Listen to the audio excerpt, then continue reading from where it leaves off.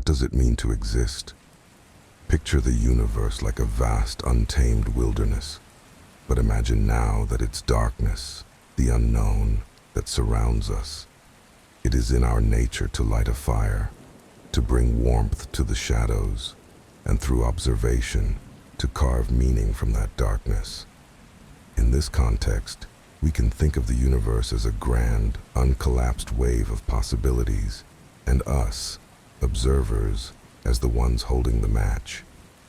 We are not passive, we are sculptors, and the reality we perceive is shaped by us. Imagine Schrodinger's cat, a metaphor so peculiar it needs no introduction. That odd paradox of a feline both alive and dead, until one peeks into the box. The observer shapes the outcome, pulling the universe from a nebulous maybe into the solid certainty of is or is not. This act of seeing, of collapsing the haze of uncertainty into definitive reality, is at the core of everything we discuss here. Let us step backward to the very dawn of all things, to the primordial singularity, to a point before there was even a whisper of light. In that ancient moment, before existence as we know it burst into being, all potential was held in a single infinitesimal point. And then, the Big Bang, an unimaginable release of energy, a violent birth that filled the void with stars, gases, and forces colliding, seething with untamed potential. Imagine that first moment as a cosmic soup, an unimaginably hot cauldron where ingredients stirred and danced, photons, gluons, quarks, all tumbling over one another until a kind of recipe emerged. Out of this chaos came a mysterious order. Atoms formed, galaxies spun themselves into being, and suns ignited like torches in the abyss. Complexity bred complexity, as surely as a seed gives rise to a tree. From randomness came pattern. This rising complexity, this continual march toward structure, was as natural as ripples forming in a stormy sea. But what truly made those patterns real? It is here we meet the idea of observation, the catalyst in this cosmic dance. Think of the wave function, that elegant, ephemeral thing that describes all possible states of a particle until it is observed. The moment we measure, we carve reality from potential, like sculpting marble from a shapeless block. The observer's chisel, precise or crude, determines the shape of that sculpture. It is a bit like the famous double-slit experiment. When we do not observe the electron, it dances through both slits, a wave of infinite possibilities. But with our gaze, our tools and our instruments, we force it to choose. It is akin to forcing an infinite dream to become a solid, single waking moment. And what we call quantum decoherence is the mechanism by which the dreamlike blur becomes rigid reality, where ambiguity vanishes and only the definite remains. Consider how the nature of the observer shapes this collapse. A camera measuring a wave function is not a passive entity. It is a physical system interacting with another, and its ability to measure, its precision, affects the certainty of what comes next. A more accurate camera, with finer detail, defines the particle more sharply than a less capable one. Likewise, the brain, or an AI model, is a complex physical system that impacts the wave function it observes. The better the internal model of the observer, the more detailed and certain the definition becomes. Observation is not merely looking, it is a process of interacting, contextualizing, and refining. Intelligence, then, is our means of making sense of this rigidity, of turning the raw chaos of reality into something that can be understood. Picture an animal, perhaps a wolf roaming the wilderness. Its senses capture the world, the scent of prey, the sight of a distant shape, and its brain models it, refines it into an understanding. As the wolf prowls forward, Its intelligence is in the accuracy of its internal abstraction.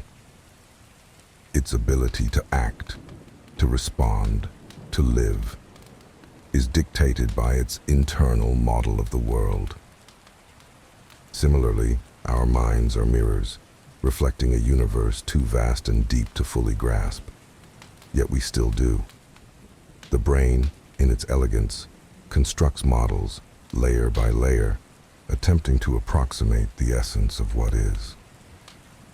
Like an AI training itself to master chess, our minds train on the data of existence, constantly seeking to refine and reduce uncertainty.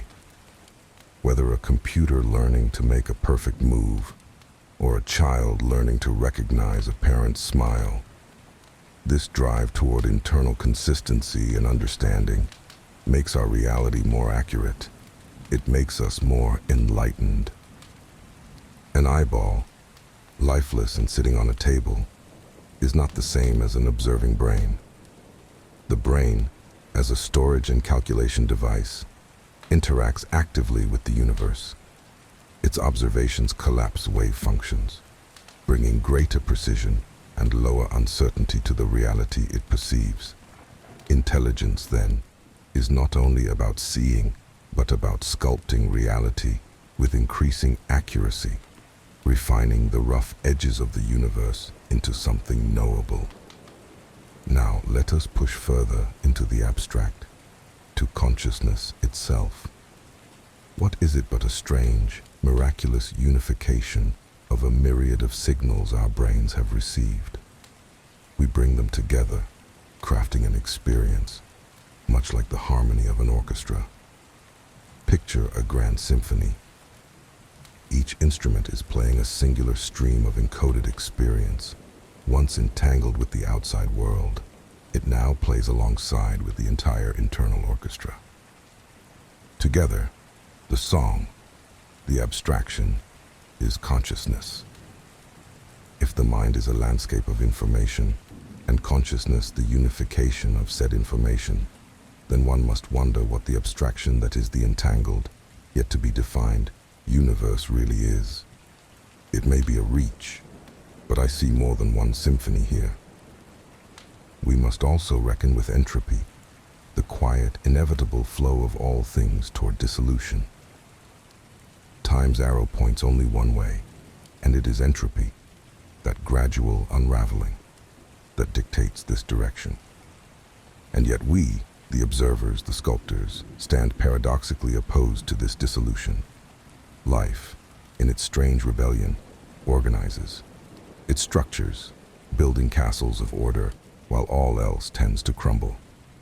It is as if life has its own role, to dance with entropy, to weave something beautiful, however brief, into the tapestry of the cosmos. Every heartbeat, every thought, every fleeting smile is an act of order, standing defiantly against the inevitable pull of chaos. In doing so, life furthers the natural entropy of the universe through the act of merely being alive, observing, interacting, collapsing wave functions into definable moments. However, observers also bring disorder by causing a rise in uncertainty after observation. The uncertainty principle tells us that raising order or certainty through observation must bring an accompanying rise in its inverse force, entropy or disorder, that follows. As we interact, measure, and define, we also sow the seeds of chaos that inevitably follow. We are drivers of entropy in this dance, paradoxically bringing structure, while also unleashing the very forces that will undo it. This interplay between order and chaos, creation and dissolution, is at the heart of existence. Where, then, does it all lead? One could say that the universe is fated to end as it began. In the far-off twilight of existence lies the heat death, a time when all energy is dispersed and the universe reaches a final, silent equilibrium. All distinctions lost, all stars extinguished. It will be, in essence, a return to the primordial, where only light exists, nothing moves or changes. A singularity of stillness, mirroring that initial singularity of potential. Imagine an ocean, finally at rest after eons of storms, its surface a mirror, so perfect and still, it becomes indistinguishable from the sky above. This final symmetry, this return to unity, may indeed be the universe's final refrain, echoing the moment when it all began. In this state, all reference frames become the same, unified, as radiation alone dictates the universe into a singular point. Universal definition brings absolute certainty, pressing the uncertainty principle to its maximum. To define the universe's position with total clarity is to raise the uncertainty in momentum to infinity, creating an instant chaos for every other point in a moment to come. Thus, even in this finality, the seeds of chaos remain, hinting at the cycle that began with the Big Bang. Another infinite universe is born. And so, dear listener, we end where we began, with observation, with knowing, and with uncertainty. The universe unfolds through our eyes, and it is this act of seeing, of wondering, that gives rise to its form. If we were not here to look, would anything at all exist? Or would it remain forever uncollapsed, a boundless maybe? The answer is uncertain, as it should be. For it is in uncertainty that we find beauty, the compelling wonder that drives us to light our fires against the dark, to seek, to understand, and to shape what is into something we can know, even if just for a fleeting moment, beneath the indifferent gaze of the stars. Throughout our journey, we've touched on profound and intricate ideas: observation, the role of life, and the unifying concept of consciousness. These threads interweave, creating a knot that we may never quite finish unraveling.